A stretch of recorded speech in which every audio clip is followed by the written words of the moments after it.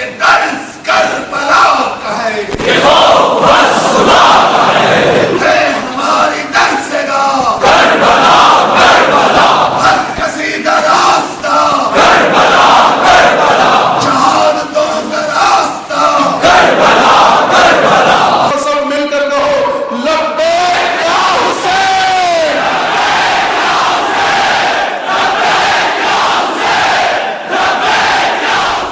لا حول ولا قوة إلا بالله العلي العظيم. أعوذ بالله من الشيطان اللعين الرجيم. بسم الله الرحمن الرحيم. الحمد لله على ما عرفنا من نفسه وألهمنا من شكره وفتح لنا من أبواب العلم بربوبيته ودلنا عليه من الإخلاص له في توحيده وجنبنا من الإلحاد والشك في أمره حمدا لا منتهى لحده ولا حساب لعدده ولا مبلغ لغايته ولا انقطاع لأمده حمدا يكون وصلة إلى طاعته وعفوه ووسيلة إلى جنته وخفيرة من نقمته والصلاة والسلام والتحية والإكرام على خير خلقه وأشرف بريته وحامل وحيه ومبلغ رسالاته سيد المرسلين خاتم النبيين أبي القاسم محمد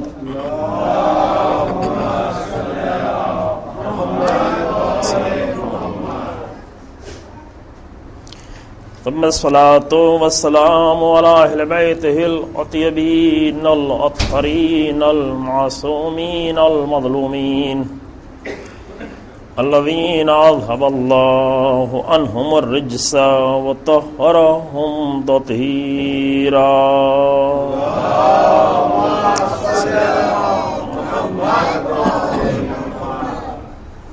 واللعنة الدائمة الباقية على أعدائهم أجمعين.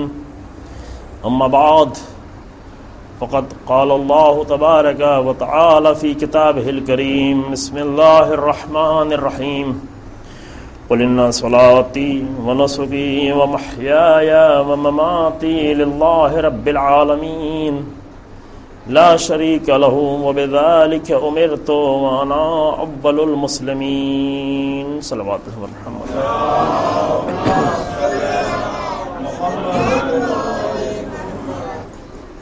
قرآن مجید میں سورہ انعام کی یہ 162 اور 163 نمبر آیہ کریمہ، جس میں پروردگار انسان کو توحیدی زندگی جینے کا سلیقہ سکھا رہا ہے کہ تم ایک موحدانہ زندگی، اہل توحید کی زندگی اس طرح جیو کہ تمہاری زبان یہ ہو کہ ان صلاتی و نسکی و محیایا و مماتی للہ رب العالمین، میری نمازیں، میری تمام عبادتیں، میری زندگی اور میری موت، یہ سب کچھ ذات پروردگار کے لیے ہے، عالمین کے رب کے لیے، جس کا کوئی شریک نہیں، اور اس بات کا ہمیں حکم دیا گیا ہے اور میں پہلے درجے کا مسلمان ہوں۔ عزیز گفتگو کل ہوئی تھی کہ توحید کی ایک ایسا موضوع ہے جو تھوڑا، چونکہ اس جہت سے کہ گفتگو اس کی زیادہ یعنی اول موضوع ہے، دین کا پہلا ٹاپک ہے جس پر گفتگو ہونے کی ضرورت ہے، لیکن چونکہ کم ہوتی ہے لہذا لوگ اتنا زیادہ فیملیئر نہیں ہیں اس موضوع سے، اور بعض وقت ایسی چیزیں جو کم بیان ہوتی ہیں وہ نئی بھی لگتی ہیں اور سخت بھی لگتی ہیں، اور آج تھوڑا سا اور سخت گفتگو ہو. کل آسان ہو گئی تھی لیکن آج تھوڑا سخت ہو، لیکن میں کوشش کروں گا کہ اسے آسان کروں. پھر انشاءاللہ کل سے توحید عملی کے جو مسائل دیگر شروع ہوں گے وہ آسان ہوں گے. یہ عرض کیا گیا کہ وہ توحید جو قرآن پیش کرتا ہے، توحید عملی یعنی توحید قرآنی، وہ توحید جو قرآنی توحید ہے وہ ایک قوت ہے، وہ ایک طاقت ہے. وہ اتنی بڑی طاقت ہے کہ بہت ہی چھوٹی سی تعداد میں مسلمان پیغمبر اکرم صلی اللہ علیہ وآلہ وسلم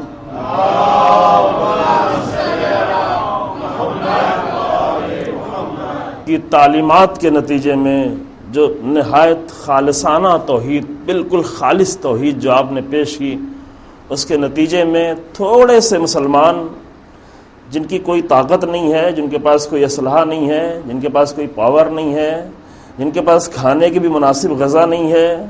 کبھی کبھی حالت یہ ہوتی تھی کہ ایک رطب کو 2 حصوں میں، ایک کھجور کو 2 حصوں میں تقسیم کرتے تھے، کہتے آدھی تم کھا لو، آدھی میں کھا کے پانی پی لیتا ہوں. اور اس حالت میں جب جاتے تھے دشمن کے مقابلے میں تو یہ توحید اتنا قوت انہیں عطا کر دیتی تھی کہ بڑے سے بڑے دشمنوں کے مقابلے میں سرفراز جیت کر واپس پلٹتے تھے. کیونکہ توحید اسلحے نہیں دیتی، تلواریں ممکن ہے کم ہوں، تلواریں نہیں دیتی، لیکن روح کو قوت عطا کر دیتی ہے. جب انسان کسی سے بھی نہیں ڈر رہا ہو، صرف ذات پروردگار سے ڈر رہا ہو، یہ قوت ادا کرتی ہے. لہذا بقول مرحوم اقبال کے کہ زندہ قوت تھی جہاں میں یہی توحید کبھی. آج کیا ہے؟ فقط ایک مسئلہ علم کلام. آج فقط علم کلام کی بحثوں میں، کتابوں میں جا کے ڈھونڈیں، کتابوں کے اندر نظر آتی ہے. جب توحید جیسی قوت کو کتابوں میں بند کر دیا جاتا ہے تو امت مسلمہ کی یہی حالت ہوتی ہے جو آج نظر آ رہی ہے. جو کبھی زندہ قوت تھی، زندہ قوت تھی جہاں میں یہی توحید کبھی، لیکن اس توحید کو جب جا کے کتابوں میں ڈال دیا گیا، کتابوں میں بند کیا گیا، مدرسوں میں بند کیا گیا، حوضوں کے اندر بند کر دیا گیا، مسجدوں کے چند گفتگو کے درمیان میں بند کر دیا گیا، تو وہ توحید قوت نہیں بن پاتی. وہ قوت کی جو پیغمبر اکرم صلی اللہ علیہ وآلہ وسلم کے تھوڑے سے چند افراد میں جو قوت بھر دی تھی اس توحید نے، وہ قوت جو روز عاشور حسین ابن علی کے 72 ساتھیوں میں نظر آ رہی تھی، وہ توحید کی قوت تھی، وہی زندہ قوت. کم تھے، ہزاروں کے لشکر کے مقابلے میں یہ چھوٹے سے 72 لوگ، جن میں ضعیف بھی ہیں، ایسے ضعیف کی جو اپنے پیروں پر جن کو کھڑے ہونا مشکل ہو رہا ہے، جو سیدھے کھڑے نہیں ہو سکتے، جن کی کمر کو ان کے امامے سے کس کس کے باندھا جا رہا ہے. کہا کہ میرے امامے سے میری کمر کو باندھو تاکہ میری کمر سیدھی ہو جائے، میں میدان میں جا رہا ہوں. میری پلکیں میری آنکھوں پر جھک آئی ہیں، اس کو اٹھا کر رومال سے باندھ دو تاکہ میں سامنے دشمن کو دیکھ سکوں. اتنا کمزور انسان، جسمانی اعتبار سے اتنا زیادہ کمزور انسان، لیکن روحانی اعتبار سے ایسا مضبوط انسان کی جس کو بستر پہ پڑے ہونا چاہیے تھا. چند لوگ اس کی خدمت کرتے، یہ میدان جنگ میں جا رہا ہے، اور صرف جنگ میں نہیں جا رہا ہے، جا کے لڑ رہا ہے. صرف لڑ نہیں رہا ہے، 4-5 کو مارا بھی ایسے ضعیف بوڑھے انسان نے، شاید اس سے بھی زیادہ. یہ کیا چیز تھی؟ یہ جسم کی طاقت سے نہیں مارا گیا تھا، یہ ہاتھوں کی قوت سے اور بازوؤں کی قوت سے نہیں مارا، جو ابھی بہت دکھائی جاتی ہے. امریکن آرمی وہ ٹی شرٹ، چھوٹی چھوٹی ٹی شرٹ پہن کے ان بازوؤں کو بہت دکھاتے ہیں تاکہ اس سے لوگوں کو معروف کر دیں. لیکن اس سے کون معروف ہوتا ہے؟ جس کے پاس توحید نہیں ہوتی. لہذا معروف ہو گئی دنیا کے لوگ، معروف ہو گئے جن کے پاس توحید نہیں تھی. نعرے بہت تھے توحید کے. آپ دیکھیں کعبے سے کتنے زیادہ توحید کے نعرے بلند کیے جاتے ہیں، لیکن ایک فون کی گھنٹی بجتی ہے اور دل لرز جاتا ہے اگر دیکھتے ہیں کہ فون امریکہ سے آ رہا ہے. کیوں؟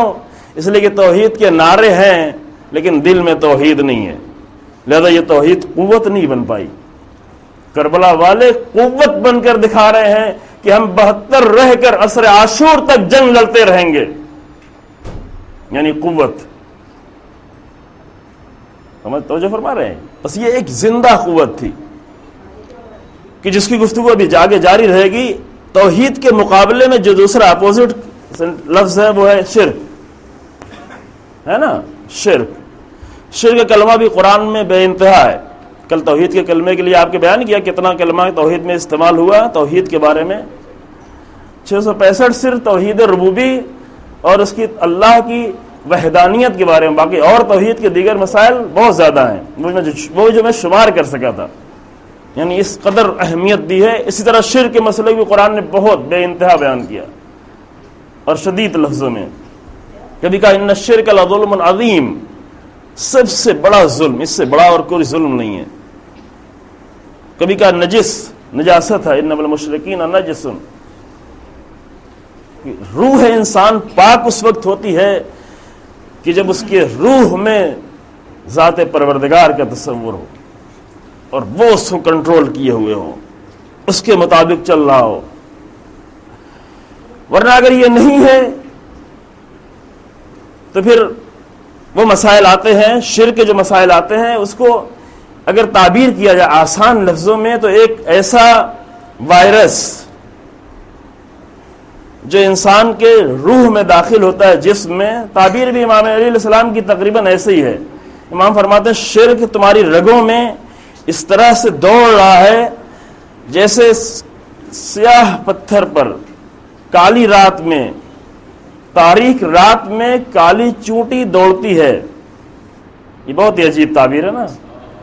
رات بھی تاریک ہو، پتھر بھی سیاہ ہو، چونٹی بھی کالی ہو، تب وہ کہاں دکھے گی؟ وہ نہیں دکھتی. یہ کہاں دوڑتا ہے؟ یہ نہیں کہا مشرکین کی رگوں میں. توجہ فرمائیں. ہم بہت آسانی سے یہ کہے گزر جاتے یہ بات ساری دوسروں کی ہیں. قرآن کی آیتیں پڑھتے ہیں، یہ مشکل ہے. قرآن کی آیتوں میں جو لوگ قرآن کا ترجمہ پڑھتے ہیں ان کی مشکل، جو صرف ثواب کے لیے پڑھتے ہیں ان کا تو آسان ہے، چونکہ ان کو ثواب مل جاتا ہے چاہے جیسے پڑھیں. لیکن جو قرآن کو سمجھنا چاہتے ہیں ان کی ایک مشکل کیا ہے؟ وہ مشکل یہ ہے کہ جب قرآن کی آیتوں کو پڑھتے ہیں تو کچھ آیتوں کا رخ کسی اور طرف موڑ دیتے ہیں، کچھ آیتوں کا رخ کسی اور کی طرف موڑ دیتے ہیں، اپنی طرف نہیں آنے دیتے. تو جو فرما رہے ہیں یہ آیت مثلا وہ جو فضیلتوں کی آیتیں ہیں، جو عظمتوں کی آیتیں ہیں، اس کا رخ اہل بیت اطہار علیہ السلام کے، انبیاء کی طرف، اولیاء کی طرف، جناب موسیٰ، جناب عیسیٰ، سب کے لیے آیتیں ہیں. دوسری آیتیں جس میں کفر کی باتیں ہیں، جس میں شرک کی باتیں ہیں، جس میں عذاب کی باتیں ہیں، ان کا رخ موڑ دیتے ہیں کسی دوسری طرف. دونوں رخ دوسری طرف، میں خالی رہ گیا، میرے پاس کیا بچا؟ یعنی ترجمہ پڑھ کے بھی وہی ثواب بچا، صرف اور کچھ نہیں بچا. تو جو ہمارا بعد میں گفتگو بھی ہوگی تھوڑا سا ثواب کی بھی، تاکید بھی اس کی کافی ہے روایات میں، لیکن کیوں ہے اور کیسے ہے اور کتنی اس کی اہمیت ہے عرض کیا جائے گا. لیکن اس لیے قرآن نہیں ہے، قرآن اس لیے نہیں ہے کہ آئے اللہ میری طرف رخ کرنا چاہ رہا ہوں، میں اللہ کا رخ دوسری کی طرف موڑ دوں. قرآن یعنی کلام خدا. قرآن پڑھنا یعنی گویا اللہ انسان سے باتیں کر رہا ہے. دعائیں کرنا گویا انسان اللہ سے باتیں کر رہا ہے. اور یہ بات کبھی ایک طرفہ نہیں ہوتی. جب اللہ انسان سے بات کرے تو ضروری ہے کہ وہ ان آیتوں کو، رخ کو دوسری طرف نہیں موڑے، اللہ کی بات کو اپنی طرف آنے دے تاکہ خود بھی بات کر سکے. خود تو نہیں کر پائے گا. اگر سارا رخ موڑ دیا دوسرے کی طرف، وہ فلاں کے لیے، وہ فلاں کے لیے، حتیٰ کہ وہ آیتیں جو اہل بیت علیہ السلام کے لیے، ابن عباس کی روایت ہے کہ جہاں جہاں بھی ان الذین آمنوا وعملوا الصالحات آیا ہے، اس کا سب سے پہلا مصداق جناب علی ابن ابی طالب کے ساتھ ہے.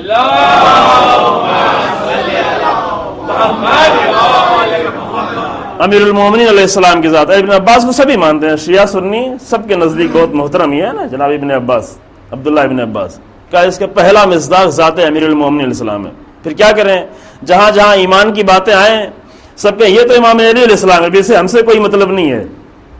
اگر یہ آپ نے اس طرح کیا، یہ کہا پہلا مصداق، اسی روایت سے سمجھے پہلا مصداق، یعنی اس آیت کا سب سے بڑا مصداق ذات علی ہے.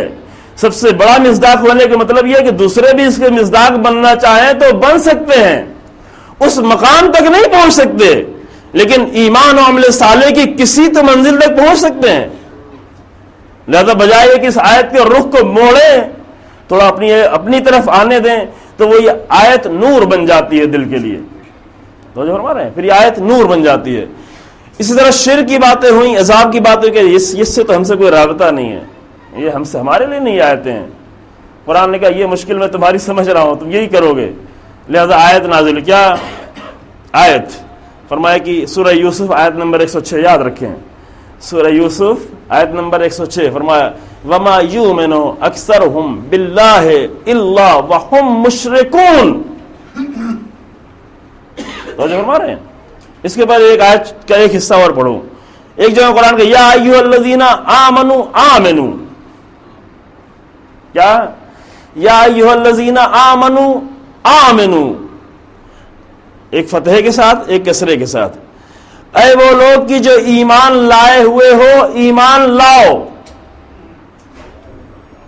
ترجمہ یہی، بالکل یہی ترجمہ ہے، اے وہ لوگ کی جو مومن ہو، اے وہ لوگ کی جو صاحبان ایمان ہو ایمان لاؤ۔ یعنی کیا؟ یعنی ایمان کا سفر رکتا نہیں کہیں پر، ایمان کا سفر جاری ہونا چاہیے۔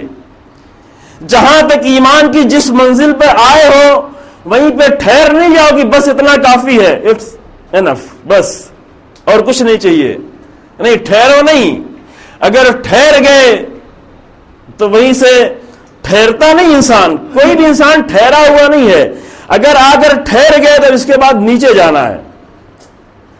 توجہ فرمائے، قانون ہے انسان کا، یہ قانون ہے، انسان کہیں یہاں پر ٹھہرتا نہیں کسی جگہ پر، یا تو وہ مسلسل آگے بڑھتا رہے، اگر وہ آگے نہیں بڑھ پایا تو کوئی دوسرا اسے کھینچ کے لے جائے گا نیچے کی طرف۔ لہذا یا ایھا الذین آمنوا آمنوا، بڑھاتے رہو اپنے آپ کو، اگر نہیں بڑھایا تو کوئی تمہیں نیچے لے جائے گا۔ وہ بیٹھا ہوا نہیں ہے، وہ گھات میں بیٹھا ہے، وہ ادھر ادھر جا کے نہیں بیٹھا۔ اس نے کہا کہ لَأَقْعُدَنَّ صِرَاطَكَ الْمُسْتَقِيمَ، کون جس کا ذکر ہوا اس کے پہلے؟ قرآن نے کہا ان ربی علی صراط مستقیم، پروردگار کی ذات کہاں؟ صراط مستقیم پر۔ یاسین والقرآن الحکیم انک لمن المرسلین علی صراط مستقیم، رسول کہاں؟ علی صراط مستقیم، اللہ صراط مستقیم پر، رسول صراط مستقیم، ائمہ صراط مستقیم۔ شیطان کیا کہتا ہے؟ شیطان کہتا ہے لَأَقْعُدَنَّ عَلَىٰ صِرَاطِكَ الْمُسْتَقِيمِ، میں بھی آ کر وہیں بیٹھوں گا، کہیں سائڈ میں جا کے نہیں بیٹھوں گا، ادھر ادھر جا کے نہیں بیٹھوں گا، نہیں وہیں صراط مستقیم پر آ کر بیٹھوں گا، وہیں سے پکڑ کے لے جاؤں گا۔ اگر اس صراط مستقیم پر آ کر رک گئے، رکنے والوں کو ڈھونڈ رہا ہوتا ہے شیطان کہ جو رکے اسے پکڑو۔ لہذا یا ایھا الذین آمنوا آمنوا، رکنا نہیں، یہ کہہ کہ خاموش نہیں، ہم نے تو راستہ طے کر لیا، بس ہمارے لیے یہ کافی ہے، بس یہی ہمیں باقی رکھ، بس اس کے آگے نہیں بڑھنا ہے۔ کہا نہیں، آگے بڑھنا ہے، صراط مستقیم کا سفر مسلسل طے کرتے رہنا ہے۔ ایک بہت بحث ہوتی ہے نا اہدنا الصراط المستقیم کے معنی کیا ہیں، بہت بحث کرتے ہیں، کہتے شیعہ وہ کہتے ہیں، سنی وہ کہتے ہیں، اور ٹکراؤ بھی ہوتا ہے۔ بعض ملکوں میں گئے دیکھے، افریقہ کے بعض ملکوں میں شیعہ اسی بات پہ ٹکرا رہے ہیں، وہ کہتے ہیں یہ معنی صحیح ہے، وہ کہتے ہیں یہ معنی صحیح ہے، وہ کہتے ہیں صراط مستقیم پر باقی رکھنا صحیح ہے، وہ کہتے ہیں صراط مستقیم پر آگے بڑھتے رہنا، ہدایت کرنا صحیح ہے۔ اور اس میں ٹکرا کے دو گروہ بنے ہوئے ہیں، لڑ رہے ہیں، 10 سال سے لڑ رہے ہیں، دو گروہ بنے ہوئے اسی بات پر لڑ رہے ہیں، جبکہ دونوں صحیح ہے۔ یعنی حق میں تو کبھی ٹکراؤ نہیں ہوتا، مگر یہ کہ کوئی سمجھانے والا نہیں پہنچا۔ روایت بھی دونوں کی ہے، روایت امام صادق علیہ السلام کی یہ بھی روایت ہے کہ الزمنا اہدنا بلزوم الطریق، صراط مستقیم پر باقی رہنے کی بھی ہدایت فرما۔ اور دوسرے اصل معنی یہی، صراط مستقیم پر مسلسل آگے بڑھنے کی ہدایت فرما، کیونکہ رکا ہوا راستہ نہیں ہے، یہاں پر ٹھہرنا نہیں ہے انسان کو، حتیٰ کہ مرنے کے بعد نہیں ٹھہرنا ہے۔ ٹھہرا ہوا انسان نہیں، جو کچھ کر کے گیا ہے وہ اور اس کو آگے بڑھا رہا ہے۔ تو جو فرمائیں، لہذا ہمارے علماء نے جو بحثیں کی ہیں، اردو تفسیروں کی مشکل یہ ہے کہ اردو تفسیر محدود ہوتی ہے، وہ ایک پہلو کو بیان کر دیتے ہیں، دوسرے پہلو کو چھوڑ دیتے ہیں، اور وہی آ کر پکڑ کے ہم بیٹھ جاتے ہیں، اور بیٹھ کے نہ صرف بیٹھتے ہیں بلکہ لڑنا بھی شروع کر دیتے ہیں۔ لیکن جو تفصیل ڈیٹیل میں جو تفسیریں بیان کی گئی ہیں، جو تفصیل سے بحث ہوئی ہے تفسیر میں، وہاں پر پوری بحث کی گئی کہ نہیں، انسان رکا ہوا نہیں ہے، انسان ٹھہرا ہوا، انسان مخلوق ہی ایسی نہیں کہ ٹھہر جائے، اگر ٹھہر گیا تو پھنسا، اگر وہ ٹھہرا تو ٹھہرا نہیں ہے، پھر اسے نیچے لے جایا گیا، پھر شیطان کے اختیار میں آ گیا، لہذا بڑھتے رہنا۔ لہذا امام فرماتے ہیں کہ مخبون، امام علی علیہ السلام، مخبون من ساوا یومہ، جس کے 2 دن ایک جیسے گزر جائیں وہ نقصان میں ہے، گھاٹے میں ہے۔ یہ نہیں کہ کل بیلنس جو ہے بینک میں تھوڑا کم تھا آج زیادہ ہو گیا، وہ بھی کریں، اس میں بھی کوئی حرج نہیں ہے، وہ بھی جتنا بڑھے اچھا ہے، بڑھائیں، لیکن یہ بیلنس بڑھنا ہے، یہ انسان بڑھنا نہیں ہے۔ توجہ فرمائیں، ہم بیلنس کو بڑھا کر سمجھتے ہیں ہم بڑھ گئے، یہ گفتگو کہی ابھی خوجہ مسجد میں، ہم یہی کرتے ہیں، اپنا بیلنس بڑھایا، دیکھا کہ بیلنس بڑھ گیا تھوڑا، سمجھے ہم بڑھ گئے، جبکہ ہم نہیں بڑھے، یہ بیلنس بڑھا ہے۔ گھر بڑھ گیا، 1 بیڈ روم کا فلیٹ تھا 2 بیڈ روم کا ہو گیا، ہم سمجھے کہ اس 2 بیڈ روم کے فلیٹ میں داخل ہوئے، سوچے ہم بڑھ گئے، نہیں، ہم نہیں بڑھے ہیں، گھر بڑھا ہے۔ یہ غلط سمجھا، دھوکہ دے رہا ہے انسان اپنے آپ کو، اپنے آپ کو تو دھوکہ نہیں دے۔ گاڑی کا ماڈل چینج کر دیا، معمولی گاڑی تھی، ابھی ایک لگژری گاڑی خرید کے لائے، سمجھے کہ ہم بڑھ گئے، نہیں، پھر فخر بھی کرتا ہے کہ میں بڑھ گیا۔ تو جو فرما رہے ہیں، فخر کر رہا ہوتا ہے کہ نہیں، یہ تم نہیں بڑھے، یہ تمہاری گاڑی بڑی ہے، گاڑی بڑی ہو گئی، گاڑی بہتر ہو گئی، گھر بہتر ہو گیا، گھر بڑا ہو گیا، بیلنس بڑھ گیا، سواری بڑھ گئی، یہ سب دوسری چیزیں بڑھ رہی، تم بڑھو۔ اگر انسان نہیں بڑھا تو گھاٹے میں، کیوں گھاٹے میں؟ اس لیے کہ کوئی آگے پکڑ کے لے جائے گا اسے، اگر نہیں بڑھایا اپنے آپ کو تو پکڑ کے لے جائے گا، پھر نقصان میں پڑ جائے گا۔ لہذا بڑھانا ہے، انسان اپنے آپ کو مسلسل بڑھاتا رہے، یا ایھا الذین آمنوا آمنوا۔ پھر سورہ یوسف کی آیت نمبر 106 کیا کہتی ہے؟ یہی کہتی ہے، کہتے تم لوگ ساری آیتوں کو ادھر ادھر موڑتے ہو، یہ مشرکوں کے لیے ہے، میں سمجھ رہا ہوں تمہاری مشکل، میں تمہارا خالق ہوں، میں تمہارے ذہن کو پڑھ رہا ہوں، میں پہلے ہی سے جانتا ہوں تم یہ سب کام کرو گے۔ لہذا فرمایا وما یؤمن باللہ وما یؤمن اکثرهم باللہ الا وهم مشرکون، اللہ پر ایمان لانے والے ایمان نہیں لائے، اکثر لوگ اللہ پر ایمان نہیں لائے مگر یہ کہ وہ مشرک ہیں۔ یہ کلمہ ہے قرآن کا، بہت ہی عجیب، سنی ہوگی آیت سورہ یوسف آیت نمبر 106، اس لیے ایڈریس بھی بار بار دے رہا ہوں کہ اسے جا کے پڑھنا ہو تو پڑھ بھی لیں۔ وما یؤمن اکثرهم باللہ الا وهم مشرکون، اللہ پر ایمان لانے والے اکثر ایمان نہیں لائے مگر یہ کہ وہ مشرک ہیں، وہ شرک کر رہے ہیں۔ کہاں شرک ہے؟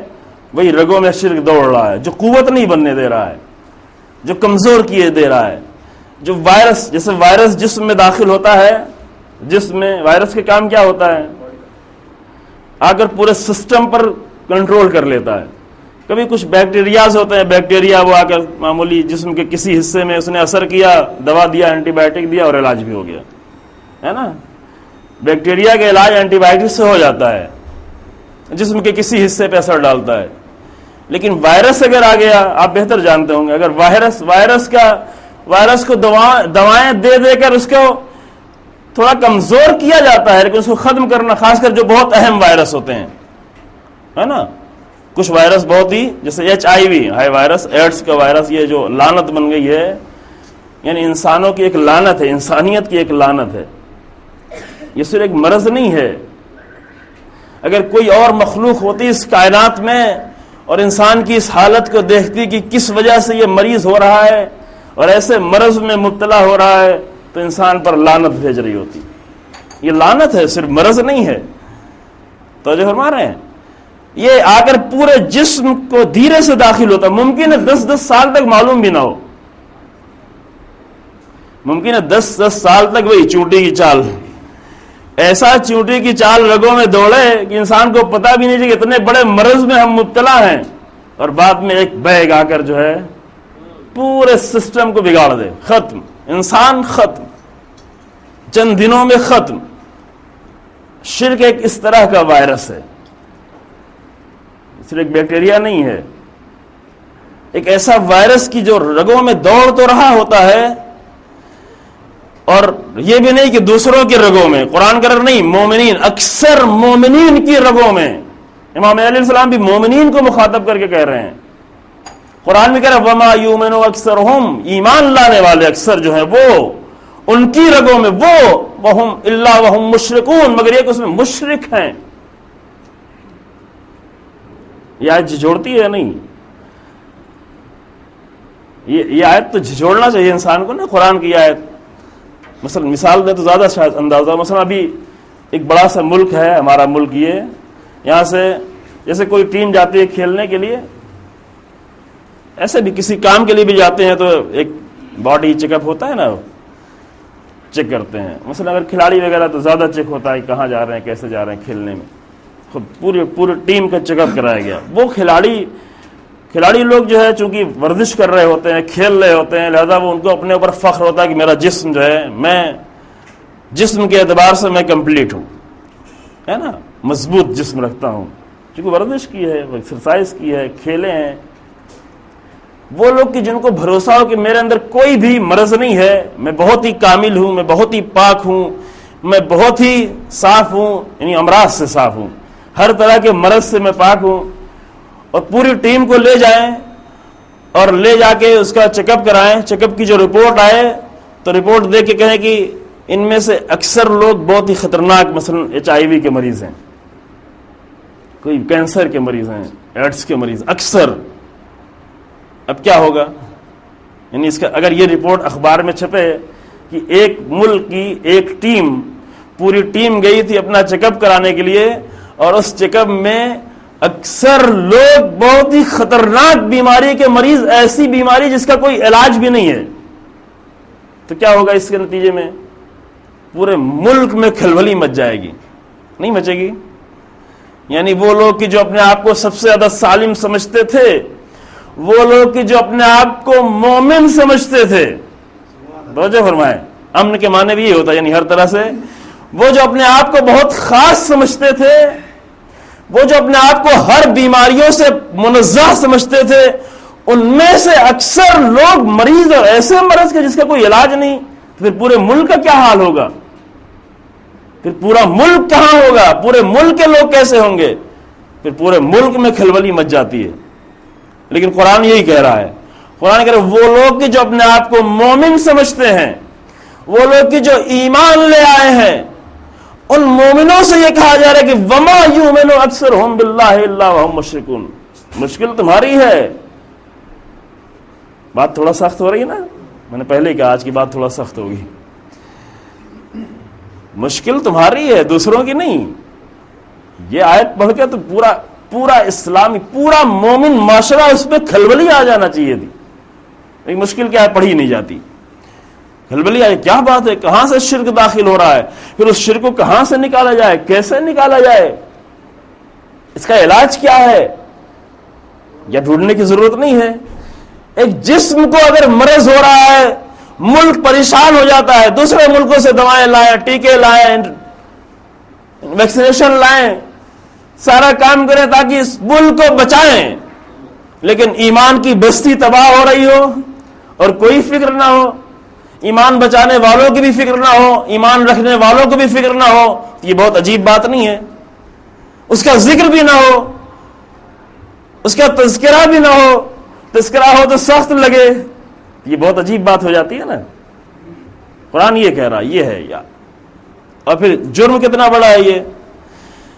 جرم یہ ہے کہ سورہ نساء غالباً آیت نمبر 42 یا 48 سورہ نساء فرمایا کہ ان اللہ لا یغفر ان یشرک بہ، اللہ سارے گناہوں کو معاف کر دیتا ہے، لیکن لا یغفر ان یشرک بہ، ایک گناہ کو معاف نہیں کرتا۔ لا یغفر، اللہ معاف نہیں کرتا، بہت صاف آیت ہے، بالکل واضح۔ ان اللہ لا یغفر ان یشرک بہ، اللہ معاف نہیں کرتا اس بات سے کہ اس کا شرک کیا جائے۔ وَيَغْفِرُ مَا دُونَ ذَلِكَ لِمَن يَشَاءُ، ہاں اس کے علاوہ کوئی گناہ ہے تو جس گناہ کو جس کے لیے خدا چاہے گا معاف کر دے گا۔ ہر گناہ کو خدا معاف کر سکتا ہے، ایک گناہ نہیں معاف ہوگا، اس کے لیے کوئی ویکسینیشن نہیں، اس کے لیے کوئی دوا نہیں۔ وہاں پر پہلے دوا ہے، جب تک انسان اس دنیا میں ہے، ہمارے دنیا کے نظام میں بہت سے علاج مرض ایسے ہیں جس کی کوئی دوا نہیں ہے، ابھی پریشان ہے انسان، مطمئن ہو گیا ہے اپنی موت پر. کبھی اس سے جا کے دیکھیں، اس انسان کو جا کے دیکھیں کہ جو اپنی موت پر مطمئن ہو چکا ہو. دیکھنے کی چیز ہوتی ہے. ایسے انسانوں سے ملیں کبھی اچھا ہے، مفید ہوگا ملنا ایسے افراد سے. جیسے کہا جاتا ہے نا، تو تشییع جنازہ میں جاؤ، میت میں جاؤ، قبرستان میں جاؤ، ہم یہ سوچ رہے ہوتے ہیں جائیں گے تاکہ اس کو کچھ فائدہ ہو جائے، سورہ فاتحہ پڑھیں گے. نہیں، اس سے زیادہ خود جانے والے کو فائدہ ہے. اس کو تو جو فائدہ ہوگا ہوگا ہی.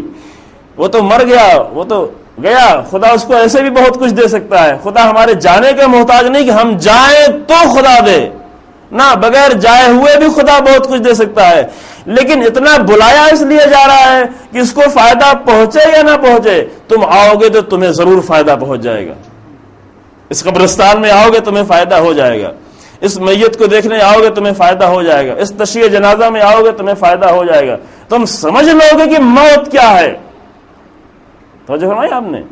بس اسی طریقے سے یہ بھی ہے کہ یہاں جو ہے بعض مرض ہیں جس کا کوئی علاج نہیں ہے. تھکے جا رہے ہیں انسان، کوشش کر کر کے تھکے جا رہے ہیں، کوئی علاج نہیں ہے. اور انسان مطمئن ہو جاتا ہے اب تو مجھے مرنا ہے، نا امید انسان. لیکن کرم پروردگار یہ ہے کہ اس دنیا میں اس نے ایک لمحے کے لیے انسان کو نا امید نہیں ہونے دیا. اس کرم کو تو دیکھے، اس کے اس کرم کو دیکھیں.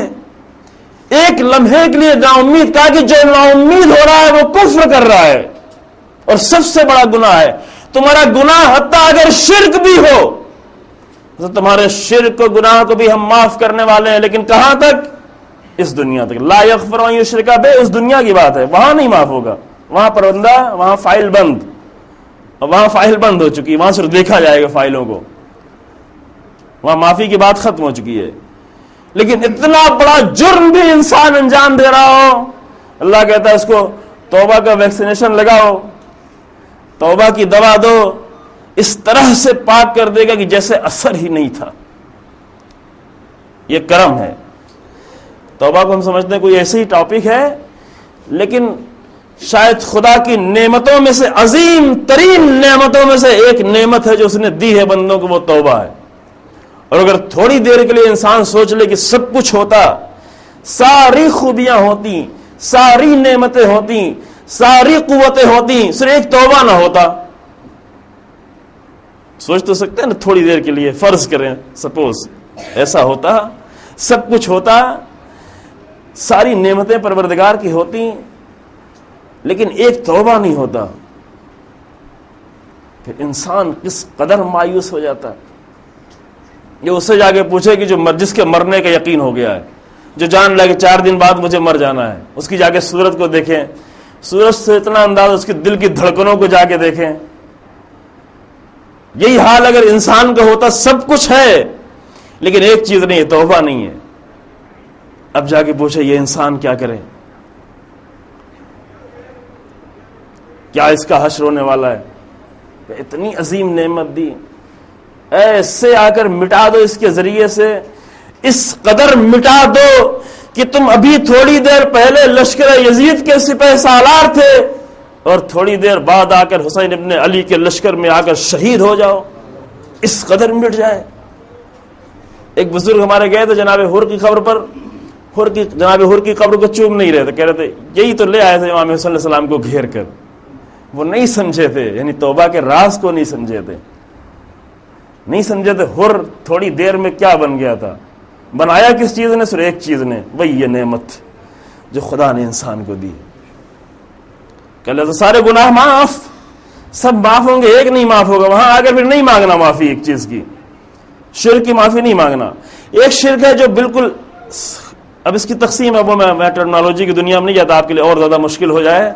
ایک بہت ہی واضح شرک ہوتا ہے، کھلم کھلا انکار، شرک جلی، کہتے ہیں اس کی تو کوئی معافی نہیں ہے، اس کے لیے جنت میں جگہ نہیں. ایک ہوتا ہے شرک خفی، پوشیدہ، دلوں میں جو پوشیدہ ہے، اس کی بھی معافی نہیں ہے. اس کے ساتھ جنت مل سکتی ہے لیکن معافی اس کی بھی نہیں ہے. وہ آ کر انسان کے درجات کو مسلسل کم کرتی چلی جائے گی. اگر شرک کیا ہے تو درجات کم ہوں گے، جہاں جہاں شرک کیا ہے وہ بہرحال انسان کے اثر ڈالے گا. برزخ کی منزلیں پاک کر دیں گے انسان کو، چونکہ جنت پاکیزہ لوگوں کی جگہ ہے. نجس تو انسان جنت میں نہیں جائے گا. برزخ رکھا اس لیے کہ اس نجس انسان کو ان منزلوں سے گزار کے پاک کر دیا جائے. جیسے لوہا اگر مکس ہوتا ہے سونا خاک میں اور تمام چیزوں میں، اسے بھٹی میں جلا کر خالص لوہا نکال لیا جاتا ہے، خالص سونا نکال لیا جاتا ہے. اس کو برزخ کی منزلوں سے گزار کے خالص ایمان اس کا بچا لیا جائے، باقی اس کو پاک کر دیا جائے. سب کچھ پاک ہو جائے گا، لیکن شرک نہیں پاک ہونے کا. شرک اب اثر اس کا باقی رہے گا. یہاں پر آ کر یہ موضوع بہت ہی اہمیت پیدا کر لیتا ہے. قرآن کی ان آیتوں کو دیکھنے کے بعد سورہ یوسف کی یہ آیت اور سورہ نساء کی آیت، ان دو آیتوں کو دیکھنے کے بعد یہ موضوع بہت ہی اہمیت پیدا کر لیتا. اور اس کی موضوع کی اتنی اہمیت تھی اسی لیے جو بھی نبی آیا سب سے پہلے یہی کام کرتا ہوا نظر آیا. کل آپ کے سامنے عرض کیا گیا، ہمارے نزدیک اہم نہیں ہے، لیکن ہر نبی کے سامنے جو سب سے بڑا موضوع تھا، سب سے پہلی بات وہ یہی تھی، قولوا لا الہ الا اللہ تفلحوا. پہلے یہ کہہ لو تاکہ تمہیں وہ طاقت مل جائے، تاکہ تمہیں وہ قوت توحیدی مل جائے، تاکہ تمہیں زندگی مل جائے. اس کے بغیر انسان زندہ نہیں ہے. سمجھ رہا ہے اپنے آپ کو زندہ ہے، لیکن زندگی نہیں ہے. دھوکہ دے رہا ہے اپنے آپ کو، دھوکے میں ڈالے ہوئے ہے. زندگی کا آغاز یہاں سے ہوتا ہے. بس یہ خطرناک مرض، یہ وائرس دھیرے دھیرے انسان کے رگوں میں داخل ہو کر انسان کے ایمان کو نچوڑ رہا ہوتا ہے. ایمان کو انسان کے نچوڑ رہا. اس مرض کو پہچاننے کی ضرورت ہے اور اس مرض کے مقابلے میں توحید کو سمجھنے کی ضرورت ہے. وہ توحید کیا ہے، توحید اور کہاں کہاں توحید ہے، قرآنی توحید کیا ہے. باتوں والی توحید بہت جانتا ہے انسان، کلام والی توحید، قرآنی توحید جو موسیٰ کو موسیٰ بناتی ہے، یہ قرآنی توحید ہے. جو ابراہیم کو ابراہیم بناتی ہے، جو ابراہیم پوری نمرودی طاقت کے مقابلے میں ایک انسان تنہا کھڑا ہو کے جاتا ہے، بتوں کو دیکھتا ہے، بار بار کہتا ہے میں تمہیں نہیں چھوڑوں گا. کون ابراہیم؟ 16 سال کا جوان. ابھی اس وقت جب انہوں نے بتوں کو توڑا ہے بہت زیادہ عمر نہیں تھی، بہت نبوت کے مقام نہیں طے کر چکے تھے. 16 سال کا جوان، لیکن اسے صرف ایک فکر ستا رہی ہے کہ قوم جو ہے وہ قوم سب سے بڑے گناہ میں مبتلا ہے، سب سے بڑے جرم میں، موت کا شکار ہے یہ قوم. اس کو کیسے زندہ کیا جائے، اور زندگی کا ڈھنگ جا کے بہت خوبصورت انداز سے پورا واقعہ آپ کی نظروں کے سامنے ہے. توڑا بھی، توڑ کے ایک کو چھوڑ بھی دیا، ایک کو چھوڑ دیا، تاکہ ہمارا کام اپنے جذبات تو نہیں دکھانا ہے. ہم جذبات کے اسیر ہو کر نہیں آئے ہیں، ہم اللہ کے مبلغ بن کر آئے ہیں. دونوں میں فرق ہے. اگر جذبات کے اسیر ہو کے جاتے، مخلص تھے، خلوص سے جاتے، سب سے پہلے سب سے بڑے والے کو توڑتے، پورے خلوص سے توڑتے. لیکن بت ٹوٹ جاتے، پتھروں کے دلوں کے بت نہیں ٹوٹ پاتے. لیکن یہ جو نبی جا رہا ہے 16 سال کا جوان، یہ اللہ کا مبلغ بن کے جا رہا ہے. سب کو توڑ کے ایک کو چھوڑ دیا. کہا اس ایک کو جو چھوڑا ہے اسی کے ذریعے سے دلوں کے بت کو توڑنا ہے. آگے پکڑا، کسی کو نہیں پکڑا، سب جانتے تھے ایسا انسان بن جائے. توجہ کریں، ابھی بہت چھپے ہوتے ہیں. بہت سے لوگ حق جان رہے ہوتے ہیں لیکن چھپائے رہتے ہیں اپنے آپ کو. بہت سے جوان حق کو سمجھ رہے ہوتے ہیں لیکن اپنے آپ کو چھپائے رہتے ہیں. لیکن جناب ابراہیم کیا تھے؟ جیسے ہی انہوں نے بت کدے میں ٹوٹے ہوئے بت دیکھے، سب نے کہا یہ کام اسی جوان کا ہے. یہ بہت اہم نقطہ ہے. یعنی چھپایا نہیں اپنے آپ کو، ڈرے ہوئے بھی نہیں تھے. اتنا زیادہ سب کو یقین ہو چکا تھا جناب ابراہیم کا عمل دیکھ کے، کسی کے بارے میں شک بھی نہیں ہوا. کہا کام اسی جوان کا ہے، اسی نے کیا ہے، اس کے علاوہ کسی نے نہیں کیا ہے.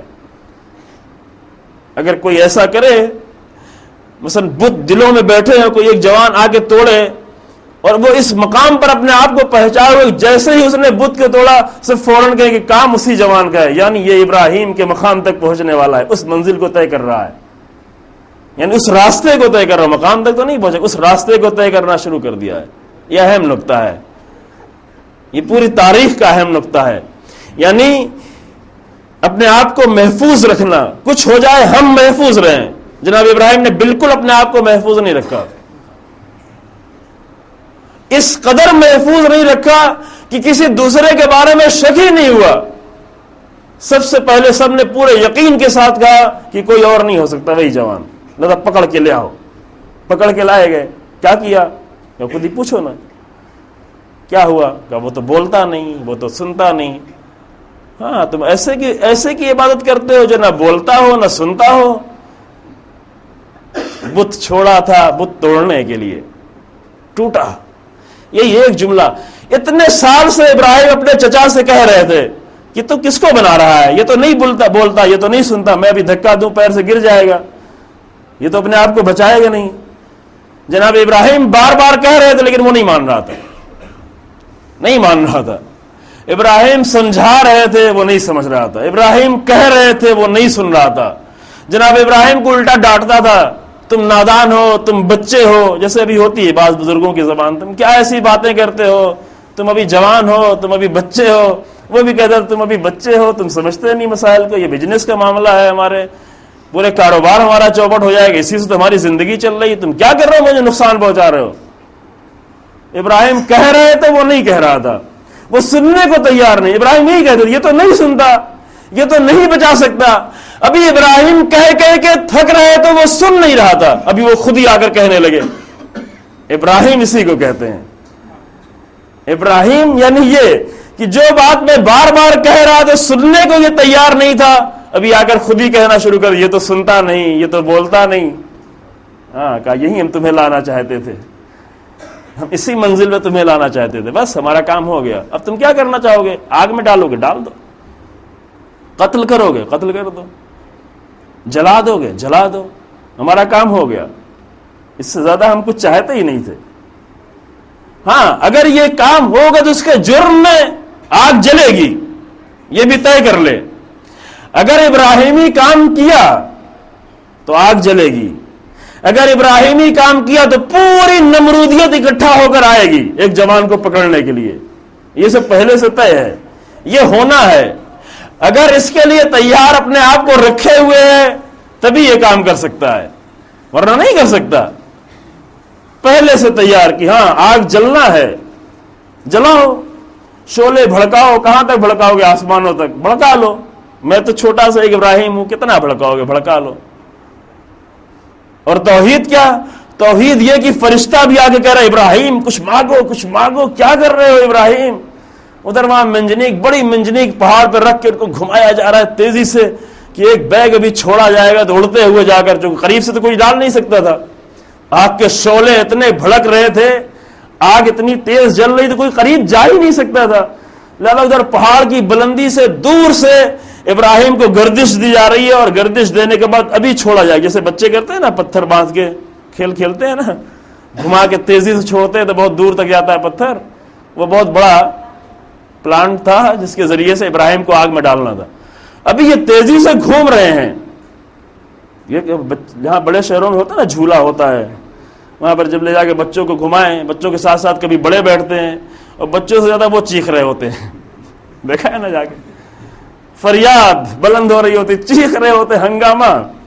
کتنی دیر کے لیے؟ تھوڑی دیر کے لیے جھولا، پھر یہ جھولا جب رکے گا، اس میں بیلٹ بھی لگی ہوئی ہے، زنجیروں سے بندھا ہوا ہے، گرنا بھی نہیں ہے، کچھ بھی نہیں ہونا ہے، ابھی 5 منٹ بعد پھر اتر جانا ہے، لیکن اتنا چیختے ہیں، اتنا چیختے ہیں، کیونکہ اس حالت میں وہ حالت ہی خطرناک ہے۔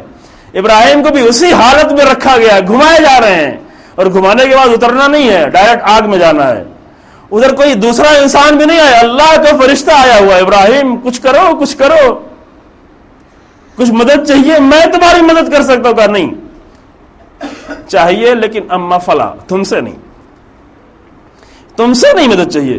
کافر جس سے چاہیے اسی سے مانگو۔ توحید اسے دیکھے، توحید یہ ہے، اتنا توکل، اتنا بھروسہ اپنی ذات پروردگار پر یہ ابراہیمی توحید ہے. ابراہیم توحید کے علمبردار ہیں.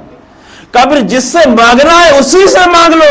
کہا وہ خود ہی جانتا ہے, تم میری فکر کرنا چھوڑ دو, وہ خود ہی جانتا ہے. مانگا جاتا ہے پروردگار سے, لیکن یہاں نہیں مانگوں گے تاکہ دشمن مجھے کمزور سمجھ لے.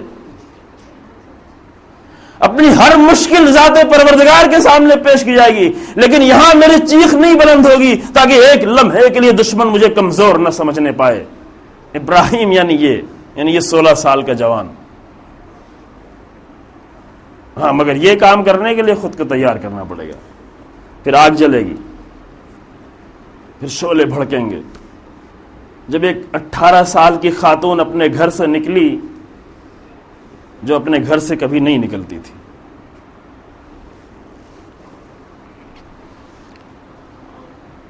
جو اپنے گھر کے اندر رہتی تھی, جس کو اتنا خیال تھا کہ رسول اللہ نے کہا بیٹی یہ میرا صحابی یہ تو نابینا ہے. کہا بابا جان نابینا تو ہے لیکن آواز تو سنتا ہے. بابا جان نابینا تو ہے لیکن میں تو نابینا نہیں ہوں.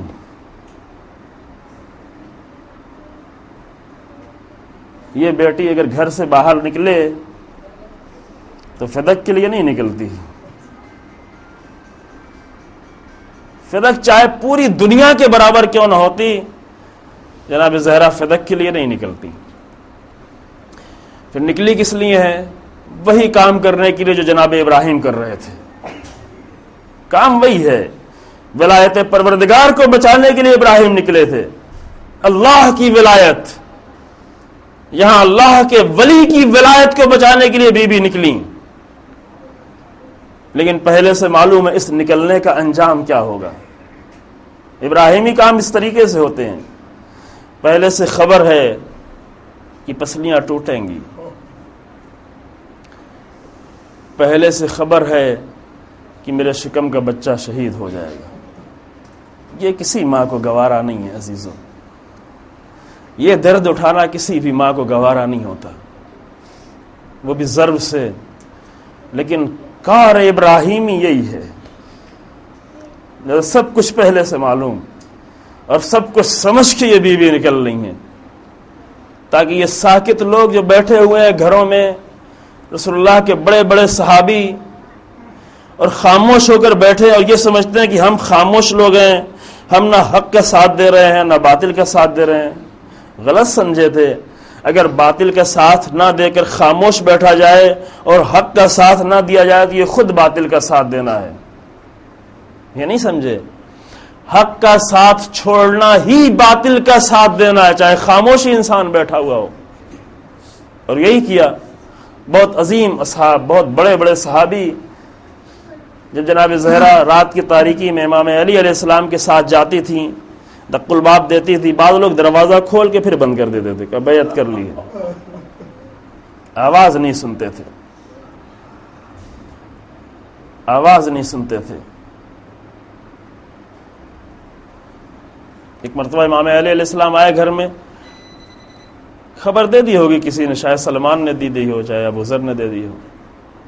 سنا ہے کہ اب آپ کو سلام بھی نہیں کرتے مسلمان. یہ رنج علی بن ابی طالب خود نہیں آ کر بیان کرتے تھے. اپنے رنج کی وجہ سے جناب زہرا کو رنج کو بڑھانا نہیں چاہتے تھے, لہذا اپنے درد کو اپنے سینے میں سمیٹے ہوئے تھے. لیکن کسی نے آ کے بتا دیا, پوچھا کہ لوگ آپ کو سلام نہیں کرتے. کہا بنت رسول سلام تو کرنا دور کی بات ہے, سلام کا جواب بھی نہیں دیتے. یہ درد تھا. سب کچھ معلوم تھا اس بی بی کو, اور سب کچھ معلوم ہوتے ہوئے یہ اقدام کیا, جا کر مسجد میں خطبہ دیا. اور اسی خطبے کا نتیجہ ہے عزیزو, اسی اقدام کا نتیجہ ہے بی بی کے کہ جو آج یہ مومنین نظر آ رہے ہیں, جو امید رکھے ہوئے ہیں بات کے لیے اور زیادہ امید, وہ سب ایک بی بی کی قربانیوں کا نتیجہ ہے. ایک شہادت, پہلی شہادت, راہ ولایت کی پہلی شہادت جناب زہرا سلام اللہ علیہ نے دی. لیکن سب کو جانتے ہوئے, انجانے میں نہیں دیا. معلوم ہے کہ یہ سب کچھ ہونے والا ہے, لیکن جو ہوا وہ بہت دردناک تھا، جو ہوا وہ بہت سخت تھا۔ جب دروازے پر آ کر آگ لگائی، علی کو نکالو، کہا اس گھر میں ابو الحسن، اس گھر میں فرزند رسول، اس گھر میں چھوٹے چھوٹے بچے، بہت چھوٹے بچے، 8 سال تقریباً امام حسن علیہ السلام کی عمر ہے، 7 سال امام حسین علیہ السلام کی عمر ہے، جناب زینب و ام کلثوم کی عمر اور کم ہے، 4 سال 5 سال، یہ چھوٹی چھوٹی عمر کے بچے اس گھر میں آگ لگا دو گے، کہاں ہے اس گھر میں آگ لگا دیں گے؟ اور پھر کہا نہیں، گھر میں آگ لگا بھی دی، کہا میں علی کو نہیں چھوڑوں گی، میں علی کو اس حالت میں باہر نہیں جانے دوں گی۔ جناب زہرا اپنے شوہر کی حفاظت نہیں کر رہی، اللہ کے ولی کی حفاظت کر رہی ہے کہ میں علی کو نہیں جانے دوں گی۔ دروازے میں آگ لگی، دروازہ گرا، دروازہ اور دیوار کے بیچ میں بی بی آ رہی۔ پہلے زمانے میں پردے کے انتظام اس طرح ہوتے تھے، دیوار ہوتی تھی پیچھے اور دروازہ ہوتا کہ دروازہ کھلے تو سامنا نہیں پڑے، دیوار اور در کے بیچ میں بی بی آئی، پسلیاں ٹوٹ گئی اور گرتے گرتے آواز دی، یا فضت خذینی قد قتل ما فی حشائی، اے فضہ آ کر مجھے سنبھالو، میرے شکم کو بچہ شہید ہو گیا۔ اب یہ درد بیان نہیں ہو سکتا، یہ درد مرد سمجھ بھی نہیں سکتے، اس تکلیف کو نہیں سمجھ سکتے۔ حالت یہ تھی، غش کی کیفیت طاری ہو رہی تھی، لیکن اسی درمیان میں جب بی بی نے دیکھا کہ امام علی علیہ السلام کو لے کے چلے اور کس حالت میں لے کے چلے، وہ ناقابل بیان ہے عزیزو۔ علی کے ہاتھوں میں رسی نہیں باندھی تھی، اگر ہاتھوں میں رسی باندھتے تو بھی صبر ہو جاتا۔ علی ابن ابی طالب کے گلے میں رسی باندھی اور لے کے چلے، لیکن وہ ظالم خود بیان کرتے ہیں، خود یہ روایت خود بیان کرتے ہیں کہ جب میں نے چاہا کہ علی کو لے کے چلے اور دروازے سے نکلنا چاہا تو بنت رسول نے آگے بڑھ کر علی ابن ابی طالب کے پٹکے کو پکڑ لیا، کمر میں بندھا ہوا پٹکا پکڑ لیا۔ میں نے بہت چاہا کہ کھینچوں، لیکن جتنا علی کو کھینچتا تھا اتنا بی بی کھینچتی چلی جاتی تھی، یہ ہاتھ نہیں چھوڑ رہا تھا۔ پھر میں نے قریب کھڑے غلام کو بلایا، قلفز آ، اس نے آ کر تلوار کی نام سے اتنی زوردار ضرب لگائی کہ زہرا کا ہاتھ چھوٹ گیا۔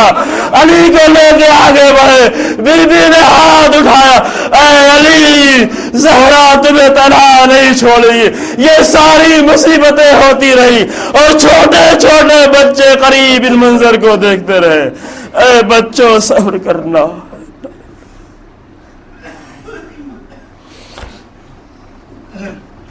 انا للہ و انا الیہ راجعون۔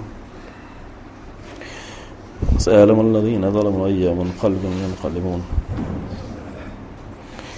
ربنا تقبل منا إنك أنت السميع العليم بحق محمد وعترته الطاهرين۔ پروردگار ہمارے اس مختصر سے اعمال کو قبول فرما۔ پروردگار یہاں پر جو مومنین بیٹھے ان کی مومنین کی دلی حاجات کو پورا فرما، مرضائے مسلمین کو شفاء کامل عطا فرما، کلمہ حق کو بلندی عطا کر، کلمہ باطل کو نیست و نابود فرما، عالم اسلام کو دشمنوں کے شر سے نجات دے، ظالموں کے شر کو ان کی طرف پلٹا دے، علماء کرام مراجع کرام کی حفاظت فرما، رہبر انقلاب کو طول عمر عطا فرما، انقلاب اسلامی کی حفاظت فرما، امام زمانہ کے ظہور میں تعجیل فرما، امام کے قلب نازنی کو ہم سے راضی فرما اور ہم کو امام کے اعوان و انصار میں شمار فرما۔